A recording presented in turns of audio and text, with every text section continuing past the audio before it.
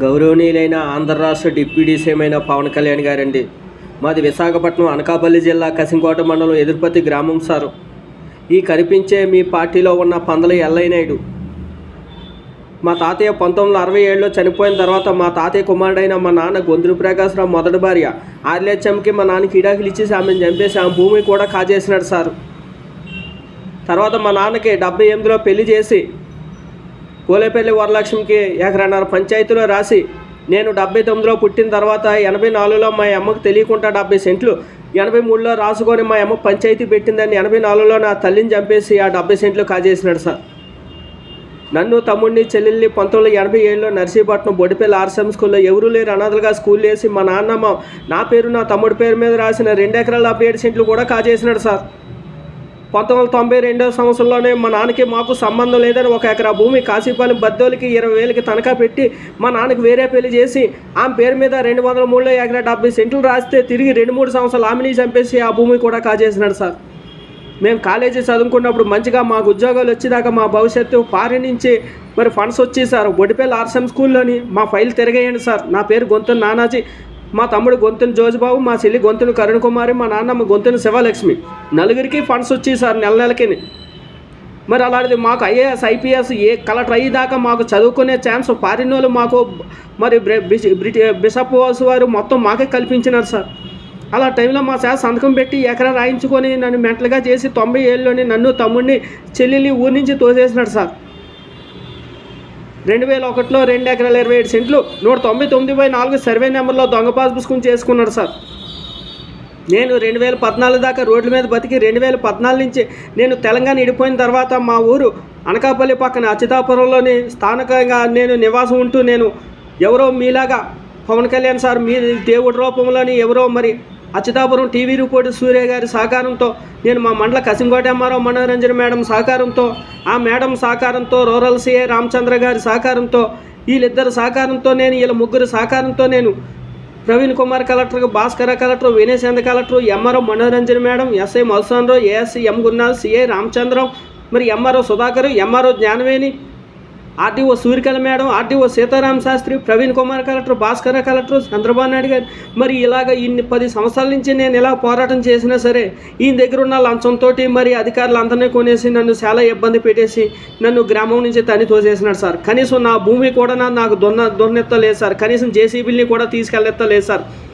నా భూములు ఆక్రమించుకున్నారు సార్. ఇదిగో నా 7 ఎకరాల రికార్డు దోచుకున్నాడు. అలాగని ప్రభుత్వానికి విన్నవించుకున్నా సరే మేము దోచుకున్నోడికే సపోర్ట్ చేస్తాం, ఆస్తులు ఆక్రమించుకున్నోడికే సపోర్ట్ చేస్తాం, భూ కబ్జాలు చేసుకున్నోడికే సపోర్ట్ చేస్తాం, ఆడపిల్లలు చంపి దొంగ పాస్ పుస్తకాలు చేసుకున్నోడికే సపోర్ట్ చేస్తాం. అలాగనుకొని మరి మా కసింకోట పోలీసు వారు కూడా మరి మీ పార్టీలోకి వచ్చిన మరి పందల ఎల్లయ్య నాయుడు జనసేన పార్టీ అధ్యక్షుడు ఈ పందల ఎల్లయ్య నాయుడికే సపోర్ట్ చేసినారు సార్. ఇదేమన్నా న్యాయమా సార్? చెప్పండి sir. Pawan Kalyan sir, please sir Pawan Kalyan sir, మీ దృష్టికి రానియకుండా నా మధ్యలోనే ఆనకట్ట వేసేస్తున్నాడు sir. Please sir Pawan Kalyan sir, ఇప్పుడు నేను ఎవరిని ఆశ్రయించాలి చెప్పండి సారు. ఇదేమన్నా న్యాయమా? ఇలాంటి దొంగ రాజకీయ నాయకుని ఇలాంటి చీడ పురుగుని ఉండేయకండి sir. Please sir Pawan Kalyan sir, please sir Pawan Kalyan sir. నా బతుకు బస్ స్టాండ్ చేసినాడు సార్. చదువుకున్న వయసులోని ఆడుతూ పాడుతూ ఉన్న వయసులోని 10 సంవత్సరాలు పురుగులను తినబెట్టినాడు సార్.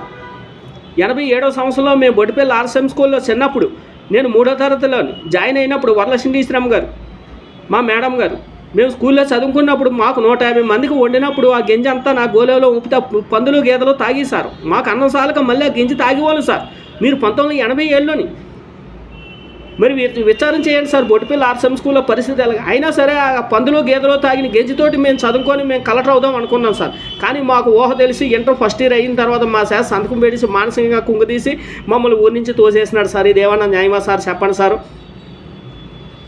1967 మా తాతయ్య చనిపోయిన తర్వాత నుంచి ఇంక మొత్తం గట్లు పొట్లు అన్నీ కలిపేసుకొని మా నాన్నకి మందు పెట్టేసి మెంటల్ చేసేసి మా నాన్న మొదటి భార్య ఎదురు తిరుగుతుందని ఆర్లేచమ్మని చంపేసినాడు సార్. ఆమె తలకి ఇడాకల కాగితాలు ఈ పందల నాటి దగ్గర ఉన్నాయి సార్, పరిశీలించండి సార్. మా నాన్నకి 2వ పెళ్ళి పోలేపల్లి వరలక్ష్యం చేసి ఆమెని చంపేసి 199/4 సర్వే నెంబర్లో 70 సెంట్లు గొంతునప్పారో గొంతు నారాయణమ్మ చేత 1983లో రాసుకున్నాడు సార్. ఇలాగ ఎంతమందిని ఆడపిల్లలు చంపినాడు సారు. నన్ను తమ్ముడిని చెల్లి 1987లో అనాథ స్కూల్లో వేసేసి 2 ఎకరాల 77 సెంట్లు ఇలాగ ఎంతమంది అనాథల పిల్లలు ఇలాగ చిన్నపిల్లల చేత అనాథలు కలగాని ఎన్ని 2 ఎకరాల 77 ఎన్ని కాజేసినాడు సార్. 1992 సంవత్సరంలో తండ్రికి పిల్లలకి సంబంధం లేదని 12 సంవత్సరాల కుమారుడికి 40 సంవత్సరాల తండ్రికి ఈడాకులు ఇప్పిస్తాడా సారు? ఏ రాజ్యంగంలో ఉన్నా సార్ చెప్పండి సారు? 12 సంవత్సరాల కుమారుడికి 40 సంవత్సరాల తండ్రికి ఈడాకులు ఇప్పిస్తారా సారు? ఇదేమన్నా న్యాయమా సారు? ఇలాగ ఎంతమంది తండ్రిని పిల్లల్ని వేరు చేసినాడు సారు? మంచిగా చదువుకున్న టైంలోనే అసలు మాకు ఉద్యోగాలు వచ్చేదాకా మేము కలెక్టర్ అవుదామన్నా, మేము ఏం అవుదామన్నా మాకు ఫారిన్ నుంచే ఫండ్స్ వచ్చేది సార్. బొట్టిపల్లి ఆర్సీఎం స్కూల్లో రికార్డు పరిశీలించండి సార్. నాకు రిజిస్టెన్స్ పేరు రాజారావు సార్. గొంతుని రాజారావు ఉంటుంది సార్. బొట్టిపల్లి ఆర్సీఎం బోర్డింగ్లోని స్కూల్లో గొంతుని అప్పారావు ఉంటుంది సార్. చదువుకున్న టైంలోనే సంతకాలు పెట్టేసి భూమి దోచేసుకుంటారా సారు? ఇదేమన్నా న్యాయమా సార్? చెప్పండి సారు. ఆ రోజు జగన్ గారిని జైల్లో పెట్టిన తర్వాత, రాజశేఖర రెడ్డి చనిపోయిన తర్వాత జగన్ గారిని జైల్లో పెట్టిన తర్వాత ఎన్ని నెలలు అయింది సారో? ఎంతకాలం పట్టింది జైలు నుంచి బయటికి రానందుకే? ఒక డబ్బున్న వ్యక్తే బయటికి రానందుకు అంతకాలం పెట్టినప్పుడు ఈ భూ కబ్జాదాడు ఇలాంటి కుంభకర్ణుని నేను ఎదిరించినందుకు ఒక పేదవాడిని నాకు ఎన్ని సంవత్సరాలు పట్టాలి సార్? చెప్పండి sir Pawan Kalyan sir. Please sir Pawan Kalyan sir. దయచేసి నా 7 ఎకరాల 24 రికార్డు దయచేసి సర్వే చేసి నాకు అప్పగించి నాకు తమ్ముడికి చెల్లికి న్యాయం చేస్తారని కోరుచున్నాను sir. Please sir Pawan Kalyan sir. ఇదేమన్నా న్యాయమా sir? Please sir Pawan Kalyan sir. 199/1 2 ఎకరాల 77 సెంట్లు కాజేసినాడు సార్. 199/2 3లో 40 సెంట్లు ఉన్నారు సార్ అడంగంలోని. డాక్యుమెంట్ కనిపించలేదు సార్. 199/4 2 ఎకరాల 27 సెంట్లు దొంగ పాస్ పుస్తకం అని భాస్కర కలెక్టర్ గారు నిర్ణయించినారు, వినయ్ చంద్ర కలెక్టర్ గారు నిర్ణయించినారు, చంద్రబాబు నాయుడు గారు నిర్ణయించినారు, జగన్ గారు నిర్ణయించినారు, ఆర్టీఓ సూర్యకళ మేడం గారు నిర్ణయించినారు. కానీ మా గ్రామ పెద్దలందరూ అది దొంగ పాస్ పుస్తకం కాదంట. అంటే కలెక్టర్ కన్నా మా గ్రామ ప్రజలు ఎక్కువ చదువుకున్నారంట సార్. మరి దయచేసి ఆ కలెక్టర్ గారి దగ్గరే మా గ్రామ ప్రజలు విచారించండి సార్. కలెక్టర్ గారు చెప్పింది కరెక్టా, మా గ్రామ ప్రజలు చెప్పింది కరెక్ట్ అని? 2019లో నా ల్యాండ్ నాకు ఇమ్మన్నా సరే ఒక్క ఆఫీసులో కూడా న్యాయం చేయలేదు సార్. ఇదేమన్నా న్యాయమా sir Pawan Kalyan sir? Please sir Pawan Kalyan sir. ఇలాంటి అసలు పౌరసత్వం రద్దు చేసి దయచేసి ఈ దేశం నుంచి తన్ని తోసేయండి sir. Please sir Pawan Kalyan sir. ఇంక నేను ఎవరిని ఆశ్రయించాలి చెప్పండి సారు? ఒక పార్టీలో ఉంటాడు, ఆ పార్టీ వెనకాల తిరిగి మరుసటిసారి మళ్ళీ ఏ పార్టీ ఉంటే ఆ పార్టీలో పోతున్నాడు సార్. ఇలా వైసీపీని వాడుకుంటున్నాడు సార్, బీజేపీని వాడుకుంటున్నాడు సార్, టీడీపీని వాడుకుంటున్నాడు సార్, జనసేనను వాడుకుంటున్నాడు సార్, కాంగ్రెస్ని వాడుకుంటున్నాడు సార్. మరి నేను ఎవరిని ఆశ్రయించాలి చెప్పండి సారు? వయసులో ఉన్నంత వరకు ఆడపిల్లలు చంపి ఆస్తులు ఆక్రమించుకొని గట్లో పుట్టలు అన్నీ కలుపుకొని ఇప్పుడు ఆ కబ్జా భూములన్నీ కాపాడుకోవడానికి ఏ ప్రభుత్వం వస్తే ఆ ప్రభుత్వం వెనకాల తిరిగినప్పుడు మా పేదవాడిని ఎవరిని ఆశ్రయించాలి చెప్పండి సార్?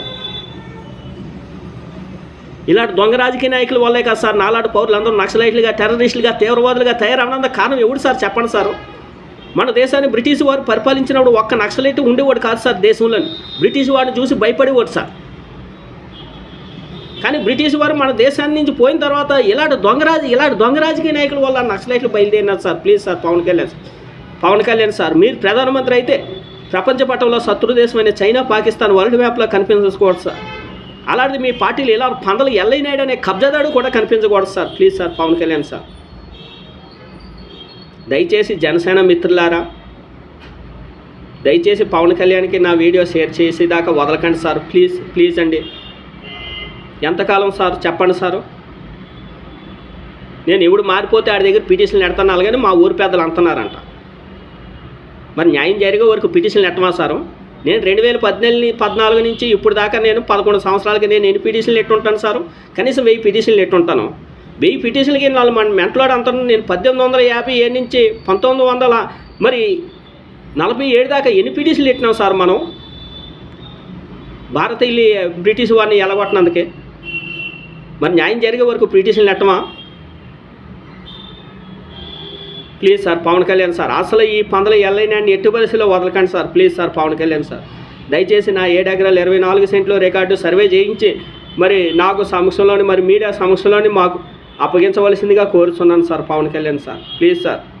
ఇలాంటి దేశద్రోహిగా పరిలో తీసుకోండి సార్. చూడండి సార్, పందల ఎల్లైనాయుడు నాగమణి మాజీ సర్పంచ్, మాజీ ఎంపీటీసీ అంటారు. ఎంపీటీసీ టికెట్ ఇచ్చినారు సార్ భూ కబ్జాలు చేసినందుకు. రేపు పొద్దున కలెక్టర్ టికెట్ కూడా ఇస్తారు sir.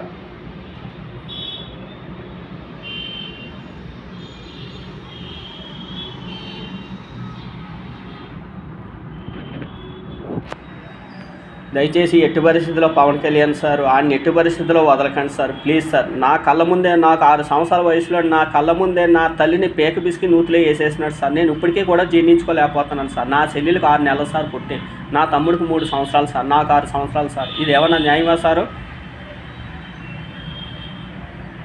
Please sir Pawan Kalyan sir, ఎట్టి పరిస్థితులు ఈ దొంగ రాజకీయ నాయకుని ఎట్టి పరిస్థితుల్లో వదలకండి sir, please sir Pawan Kalyan sir.